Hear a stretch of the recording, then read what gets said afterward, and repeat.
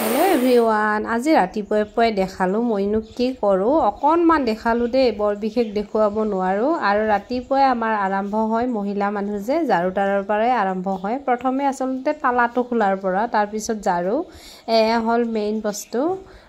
জুনে যিমানে যি নকৰক কিয় এইবিলাক আমি কৰিবই লাগিব নহলে দিনটো আধৰুৱা হয়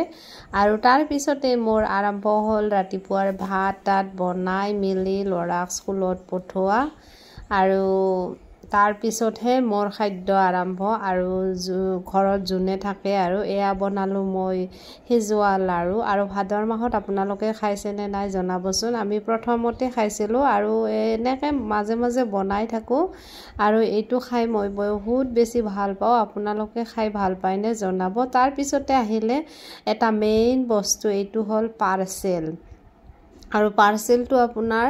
ফ্লিপকাৰ্টৰ পৰা আনিছো আৰু যেহেতু নতুনকৈ কিটচেন আৰম্ভ কৰিছো গতিকে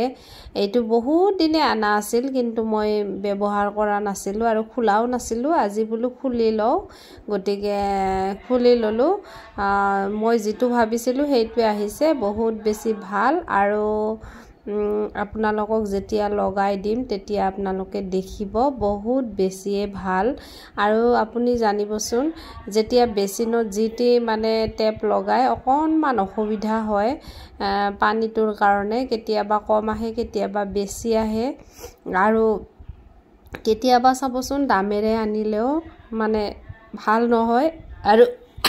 ভইচ দি থাকতে একদম হামিয়াই গৈছো আকৌ আৰম্ভ কৰিলো এইটো আনিছো আৰু এইটো হলে অকনমান সুবিধা হয় যেতিয়া বেচিনটো লেতেৰা হয় তেতিয়া ঘুৰাইও মানে ধুই দিব পাৰি তেতিয়া বহুত বেছি সুবিধা হয় আৰু এইটো আনিছো এইটো হল আপোনাৰ যেতিয়া মুখ ধোৱাৰ কাৰণে এইটো বেচিন আৰু সেইটো হল বাচন ধোৱাৰ কাৰণে গোটে দুয়োটা লৈ আনিছো আৰু এতিয়া মই ৰাতিৰ কাৰণে ভাত বনালো একদম সিম্পলকৈ পটল ভাজিছো কণী আৰু পাপৰ আৰু যেহেতু আমাৰ ঘৰত ৰাতিও মানুহ থাকে প্ৰায়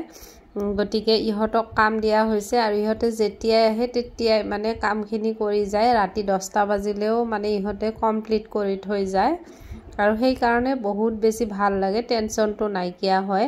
আগতে আমি বহুত পস্তাইছো এতিয়া ইহতক কামটো দিয়াৰ পৰা আমি অকনমান টেনচনটো ফ্ৰী হৈ গৈছো ইহতে গোটেইখিনি দায়িত্ব লৈছে টাইলছ আনি দিয়া তাৰ পিছত টাইলছ লগোৱা ফল সিলিং লগোৱা আৰু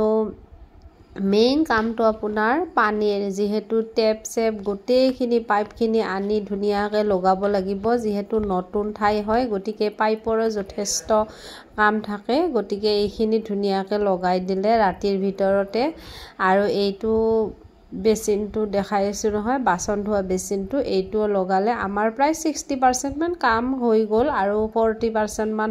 হ'ব লগা আছে আৰু আলমাৰি একোই ফিটিং কৰা নাই ইলেক্ট্ৰিকৰ কামখিনিও কৰা হ'ল তথাপি বহুত বেছি বাকি আছে যদিও সৰু কামবিলাক কিন্তু বহুত বেছিয়ে ডাঙৰ বুলি ভাবো কাৰণ যেহেতু গোটেইখিনি মিলাব লগা হৈছে সেই কাৰণে এটাৰ পিছত এটা মানে কোনোটো বস্তুৱে আসলতে কমি নহয় গোটেইখিনি বস্তুৱে আৰু ইহতে এনেকৈ কাম কৰি আছে যেহেতু বাহিৰৰ পৰা কানেকচনটো কৰিব লাগে যথেষ্ট পাইপৰো দৰকাৰ হৈছে